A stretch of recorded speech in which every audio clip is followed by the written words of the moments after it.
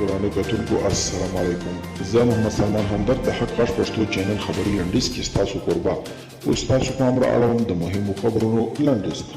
د امریکا دفاع وزارت ویلي چې امریکا د سیمې او خپلو شریکانو امنیت خوندیتابه ته ژمن دي.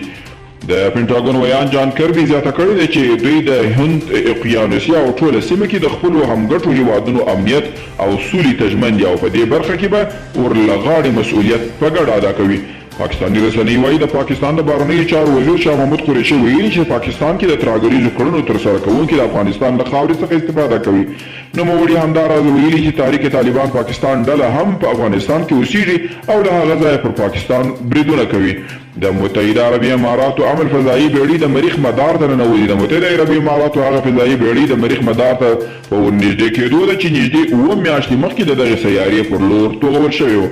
ملګرو ملتونه وایي ایران او شمالي کوریا د میزایلو پروګرام پراختیا کې بیا همکاري پیل کړې ده.